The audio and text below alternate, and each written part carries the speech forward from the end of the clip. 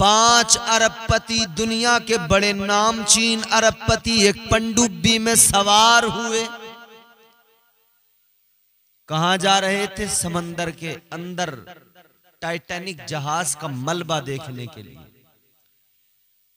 Titanic जहाज को लेकर भी बड़े दावे किए थे। मेरे मुस्तफा करीम की बारगाह में बुलबुले सिदरा आए, अर्ज करने लगे, काला जिब्रील अलैहिस्सलाम या मुहम्मद सल्लल्लाहु ताला अलैहि वसल्लम, इश्मा शि'ता फइन्नका मय्यितुन व अहबिब मन शि'ता फइन्नका मफारिकुहु वअमल मा शि'ता फइन्नका मजज़ियुम बिह।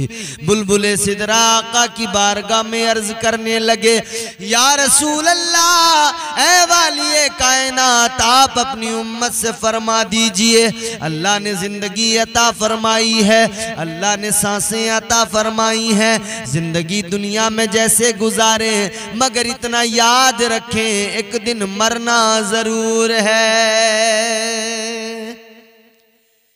दुनिया में जिंदगी गुजारते हुए ये लिहाज रहे, ये याद रहे, जिंदगी तो गुजर रही है मगर एक दिन मरना है, एक दिन मौत आएगी। बड़े बड़े मालदार, बड़े बड़े दौलत वाले सरमायादार नहीं बच पाए, कोई नहीं बच पाएगा। जो दुनिया में आया है उसे दुनिया से जाना जरूर है। 5 अरबपति, दुनिया के बड़े नामचीन अरबपति एक पनडुब्बी में सवार हुए। कहां जा रहे थे? समंदर के अंदर टाइटैनिक जहाज का मलबा देखने के लिए। टाइटैनिक जहाज को लेकर भी बड़े दावे किए थे। जब टाइटैनिक जहाज कंपनी ने बनाया तो दावे किए थे ये डूब नहीं सकता है, और दावा तो इससे भी बढ़ के उन्होंने ये किया था कि ये ऐसा जहाज हमने बनाया है कि अगर खुदा भी चाहे तो इसे डुबो नहीं सकता है। उनका दावा ये था कुदरत भी इसे पानी में डुबो नहीं सकती है। कुदरत को चैलेंज करने वाले जब समंदर के पहले सफर पे निकले, पहली मर्तबा वो टाइटैनिक पानी में उतरा, पहली मर्तबा वो पहले सफर पे निकला, लेकिन क्या हुआ, पहले ही सफर पे वो गर्क हो गया, डूब गया, लोग मारे गए बड़ी तादाद में, गर्क हो गया जहाज। आज तक कहते हैं उसका मलबा समंदर के अंदर है। अब लोगों को शौक चढ़ा कि उस टाइटैनिक जहाज के मलबे को समंदर में देख कर आएंगे। तो 5 अरबपति एक पनडुब्बी में सवार हुए। पनडुब्बी ने गोता लगाया। इन्होंने जाने से पहले एक अच्छी खासी रकम स्पेंड की थी इस पर, कंपनी को जो ने ये टूर करा रही थी। बहुत पैसे खर्च करने के बाद में ये लोग पनडुब्बी में सवार हुए। पहले से इन्होंने ट्वीट भी कर रखे थे कि हम टाइटैनिक का मलबा देखने जा रहे हैं समंदर के अंदर, फोटोग्राफी करने के लिए। और आजकल दस्तूर तो यही है, आज लोग जिस जगह पे भी जाते हैं पहले वहां पर फोटो खींचा करते हैं, सेल्फी लिया करते हैं। कोई इंसान जो दुनियावी ऐसी जगह हैं जहां पर घूमने के लिए जाते हैं, वहां तो ये सब होता ही है।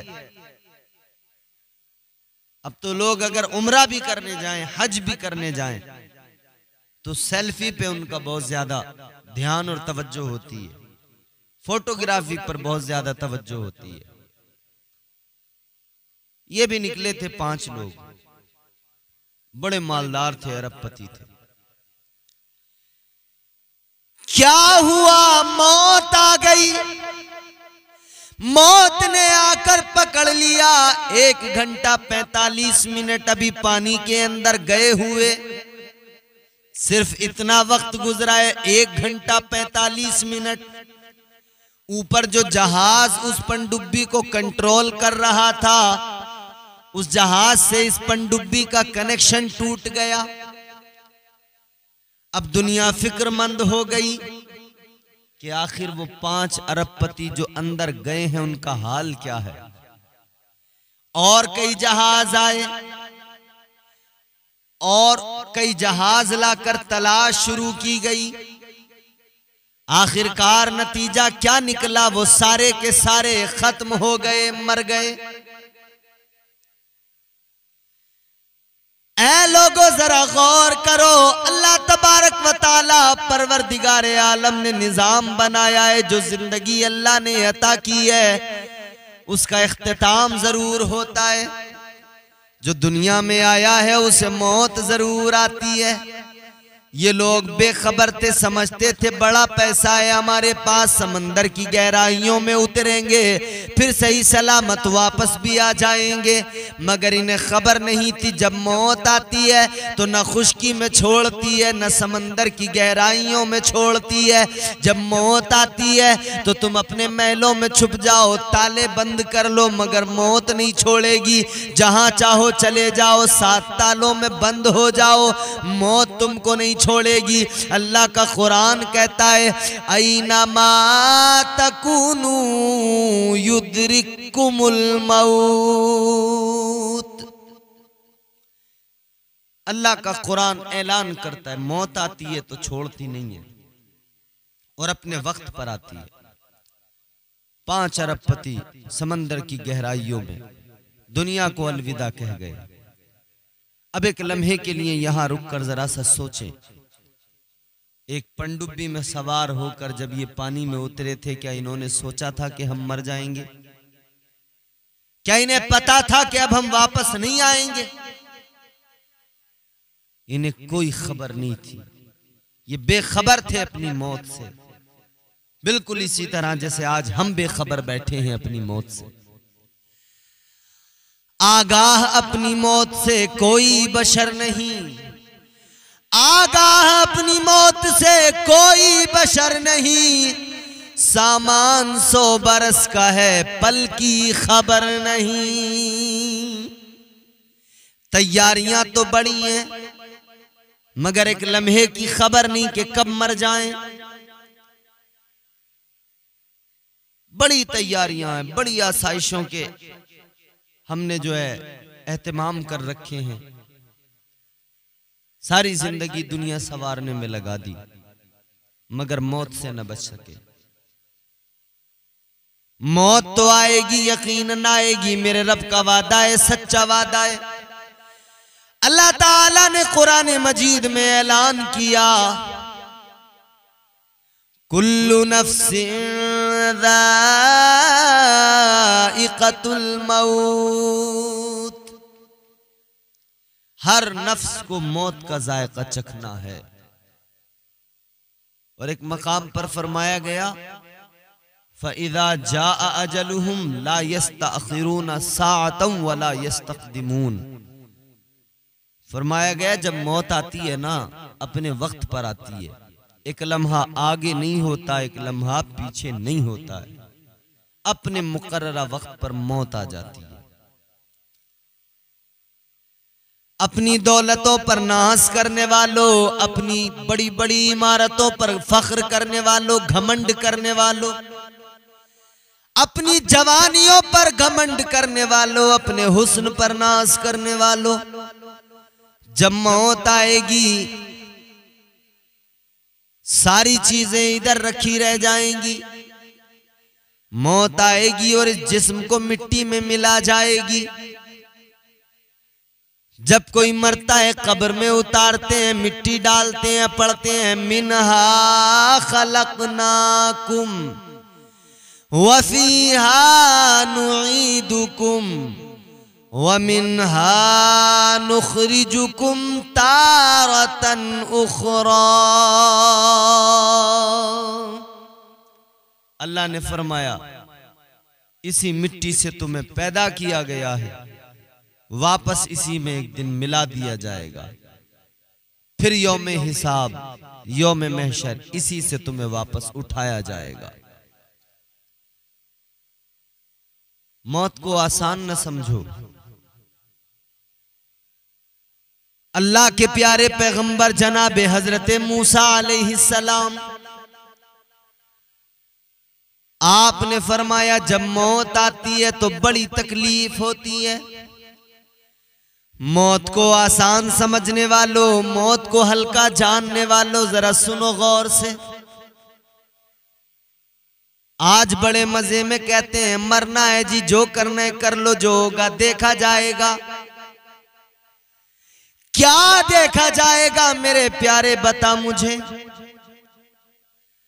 मौत आती है, तकलीफ कितनी होती है। हजरत मूसा अलैहिस्सलाम फरमाते हैं मौत के वक्त में इतनी तकलीफ होती है जैसे जिंदा बकरी की खाल को खींचा जाए, जिंदा बकरी की खाल को खींचकर उतारा जाए।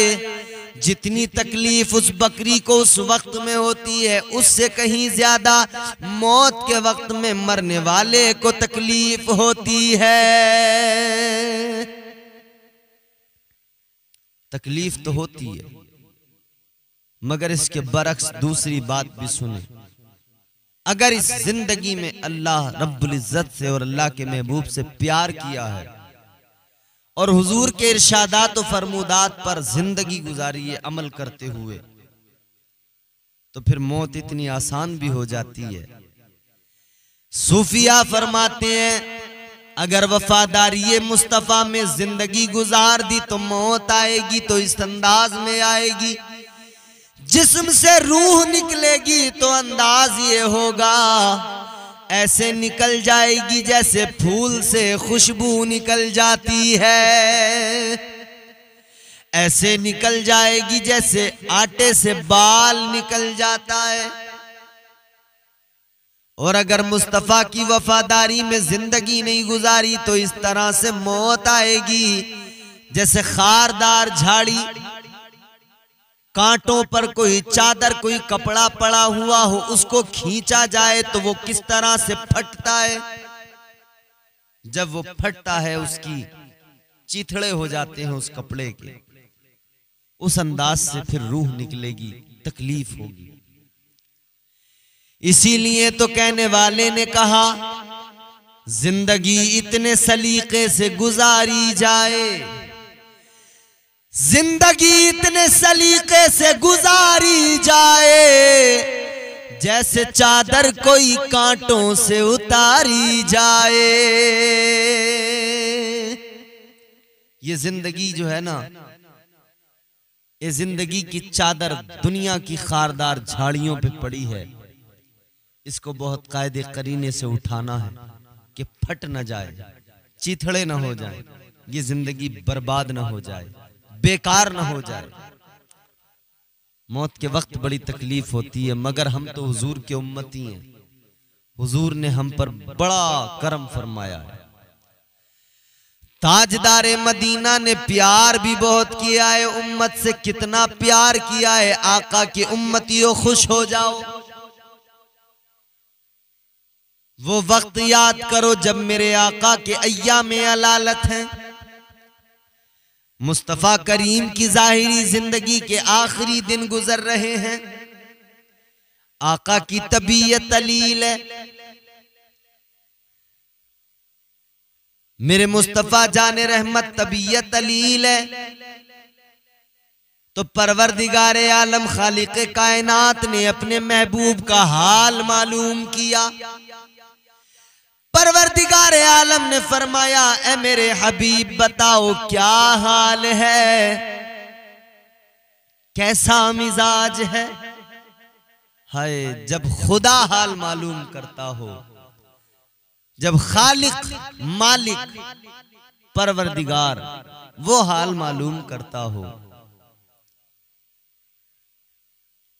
हजरत अय्यूब अलैहिस्सलाम की जिंदगी पे जरा नजर डालो।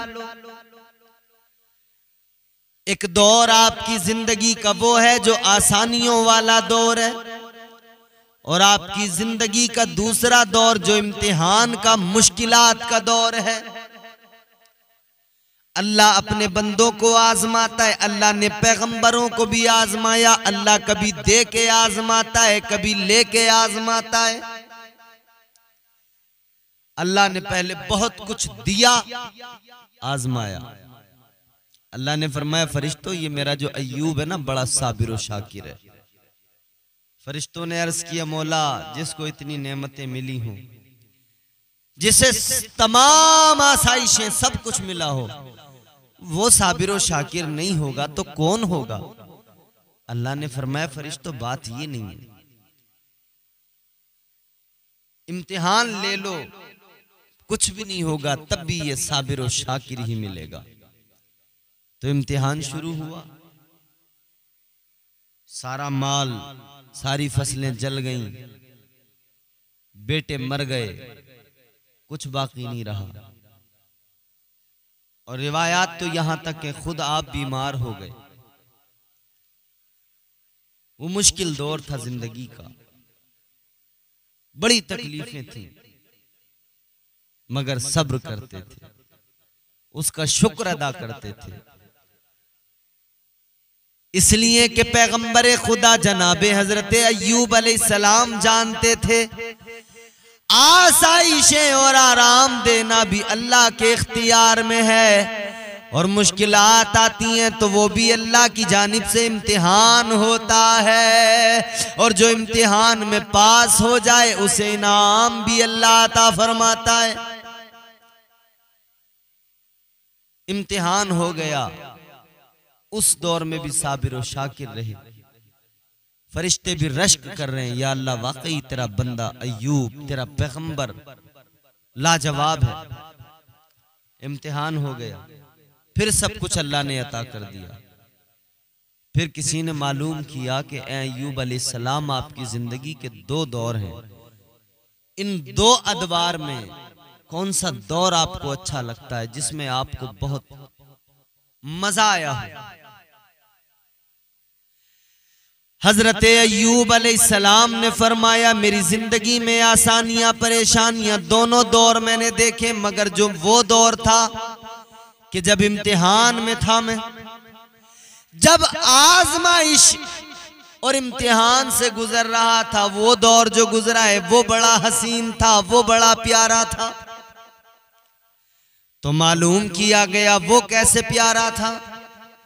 आपने फरमाया, जब मैं उस दौर से गुजर रहा था, आजमाइश वाले दौर से, इम्तिहान से गुजर रहा था, हर दिन मेरा खुदा, उस दौर में हर रोज हर दिन मेरा परवरदिगार, मेरा मालिक, मेरा खालिक मेरा हाल मालूम किया करता था। आप फरमाते हैं 12 घंटे मेरे इस मस्ती में गुजरते थे, इस कैफियत में गुजरते थे, मैं झूम जाता था कि मेरा खुदा, मेरा परवरदिगार, मेरे खालिक ने मेरा हाल मालूम किया है। फरमाते 12 घंटे इसी मस्ती में गुजरते थे। और फरमाते फिर उसके बाद के जो 12 घंटे होते थे ना, वो उस इंतजार में गुजरते थे कि अब मेरा खुदा फिर मेरा हाल मालूम करेगा। इंतजार की लज्जतें भी थीं, और जब खुदा हाल मालूम करता था तो वो अल्लाह तबारक व तआला परवरदिगार खालिक कायनात का हाल मालूम करना, कुदरत के लहजे की वो लज्जतें और वो मिठास और वो रब का प्यार जो था, वो एक मस्ती अलग पैदा कर देता था वजूद के अंदर। तो जब रब हाल मालूम करे, अल्लाह अकबर, अल्लाह ने हाल मालूम किया, महबूब हाल कैसा है? रब तो आलिमुल गैब व शहादा है, सब जानता है। फिर आखिर क्या जरूरत कि अल्लाह हाल मालूम करे, जानता तो सब है। आज भी अगर आलम रोया में सवाल किया जाए, आलम ख्याल में सवाल किया जाए, मौला तू तो सब जानता है, मगर फिर भी तूने हाल मालूम किया है, क्या वजह है? तो गोया कुदरत का जवाब आएगा, है मेरे बंदो, जब दुनिया में कोई बीमार हो जाए तो तुम उसका हाल मालूम करते हो, किस लिए? वजह यह है कि इसलिए मालूम करते हो कि उसे तसल्ली मिल जाती है, सुकून मिलता है, उसके दिल को आराम आता है कि कोई मेरा हाल मालूम करने वाला है, कोई मेरी खैरियत लेने वाला है। गोया कुदरत का जवाब आएगा, मैं जानता तो सब हूं मगर हाल इसलिए मालूम कर रहा हूं कि मेरे महबूब के दिल को तसल्ली मिले, मेरे महबूब को सुकून मिले, महबूब को खुशी मिले कि मेरे रब ने हाल मालूम किया है। अल्लाह ने फरमाया महबूब क्या हाल है? ताजदारे मदीना ने अल्लाह की बारगाह में अल्लाह के सवाल पर अर्ज किया, मौला बड़ी तकलीफ में हूं। अल्लाह ने फरमाया महबूब तकलीफ कैसी है? अर्ज किया मौला मुझे ये तकलीफ नहीं कि जाहिरी तौर पे दुनिया से रुखसत हो रहा हूं, या अल्लाह इसलिए गमगीन नहीं कि मैं अपनी बीमारी की वजह से परेशान हूं, तबीयत अलील है इस वजह से भी गमगीन नहीं।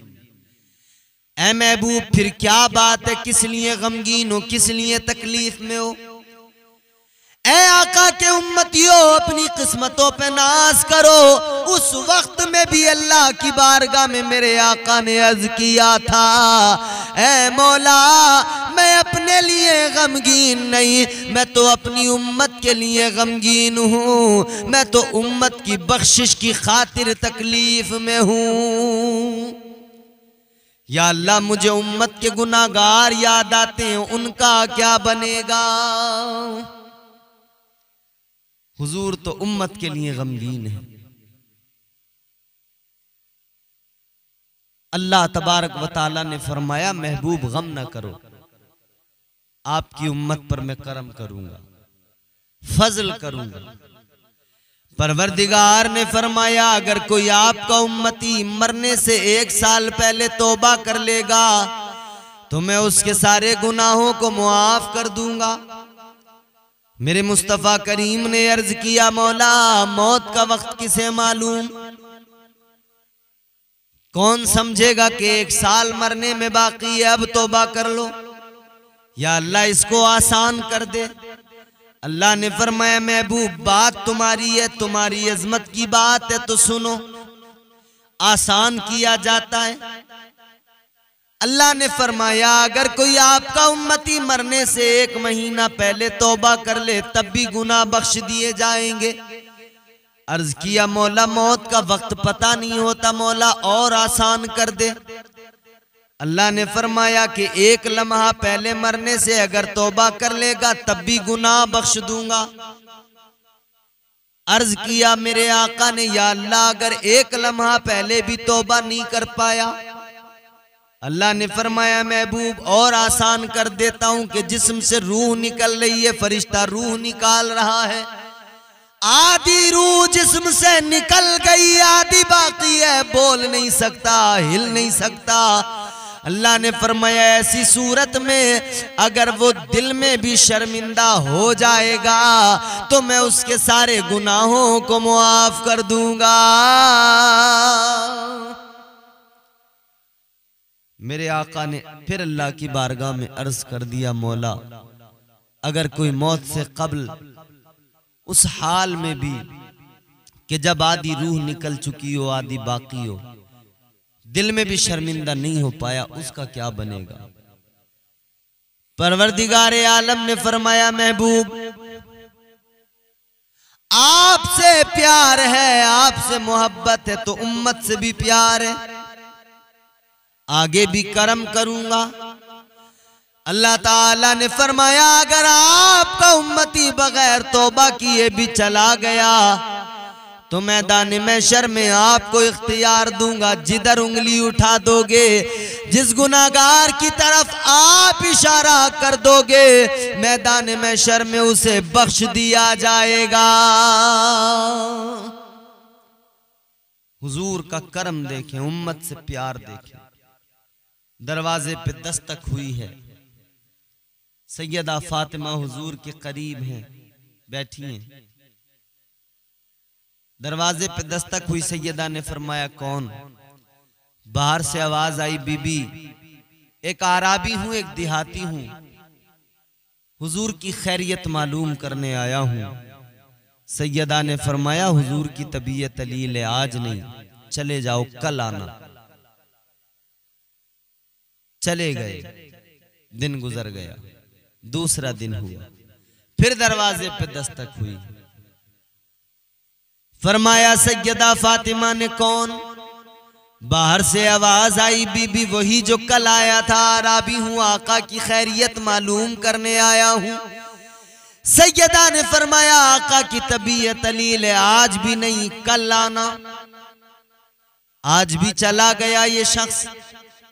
2 दिन हो गए, तीसरा दिन आया, फिर दरवाजे पे दस्तक हुई। सैयदा ने फरमाया कौन? का वही आराबी जो 2 दिन से आया था पहले, अब तीसरा दिन है, आका की खैरियत मालूम करने आया हूं। इतने में मेरे आका ने सैयदा से फरमाया सैयदा क्या बात है मेरी बेटी? अर्ज करने लगी या रसूल अल्लाह, एक आराबी 3 रोज से आ रहा है आपकी खैरियत मालूम करने के लिए, मैं लौटा देती हूँ। मेरे आका ने फरमाया ए फातिमा, जो आ रहा है तुम जानती हो कौन है? अर्ज करती है आका मैं तो नहीं जानती। मेरे आका ने फरमाया ए मेरी लख्ते जिगर फातिमा, वो कोई आराबी नहीं है, वो तो वो है जो बीवियों को, जो औरतों को बेवा बना देता है, बच्चों को यतीम बना देता है, घर उजाड़ देता है, बस्तियां उजाड़ देता है।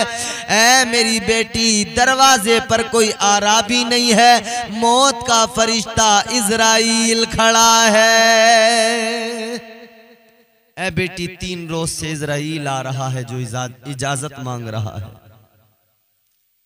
अल्लाह अकबर। बुलबुल सिदरा मलकुल मौत को लेके आए, पीछे मलकुल मौत खड़े हैं। बुलबुल सिदरा अर्ज करते हैं हुजूर मौत का फरिश्ता आया है, अगर आपकी इजाजत हो, आप हुक्म दें, इजाजत दें तो ये आगे बढ़े। हुजूर ने फरमाया ठीक है, इजाजत है, इसको कहो अपना काम कर ले। अब आखिरी बात मेरी तवज्जो से सुन ले, हुजूर ने प्यार कितना किया हम गुनाहगारों से। मौत का फरिश्ता आगे बढ़ा, आका के सीने पे हाथ रखा रूह निकालने के लिए। हुजूर फरमाते हैं ए मलकुल मौत, तकलीफ हो रही है। मलकुल मौत ने अर्ज किया या रसूल अल्लाह, आपको तो कोई तकलीफ ही नहीं दी जा रही है। हुजूर ने फरमाया क्या मतलब, क्या मौत के वक्त में तकलीफ दी जाती है? जी हुजूर दी जाती है। आका ने फरमाया कितनी? मलकुल मौत कहने लगे या रसूल अल्लाह, इतनी तकलीफ दी जाती है कि जैसे जिंदा बकरी की खाल खींच के उतार ली जाए। ताजदारे मदीना ने इतना सुना तो आंखों में आंसू आ गए। मेरे मुस्तफा करीम रोने लगे और मेरे आका ने इरशाद फरमाया, मेरे आका को गुनाहगार याद आ गए। मुस्तफा ने फरमाया ऐ इज़राइल, ऐ मौत के फरिश्ते, काम कर, जितनी तकलीफ देनी हो आज मुझे तकलीफ दे दे, मगर मेरी उम्मत को तकलीफ न देना। मेरी उम्मत को, मेरी उम्मत की रूह निकालना तो आसानी से निकाल लेना। गौर तो करो कितना प्यार है हुजूर को उम्मत से। मौत तो आएगी मगर हुजूर उम्मती की मौत को आसान बना रहे हैं। हुजूर उम्मती की मौत को कितना आसान कर रहे हैं। ए उम्मतियों, कितना हमें प्यार करना चाहिए आका से खुद महसूस कर लो, अंदाजा कर लो कि आका अपनी जिंदगी के आखिरी वक्त में भी, हयात ज़ाहिरी के आखिरी वक्त में भी, आखिरी लम्हात में भी हुजूर किसी और को याद नहीं कर रहे, अपनी गुनाहगार उम्मत को याद कर रहे हैं।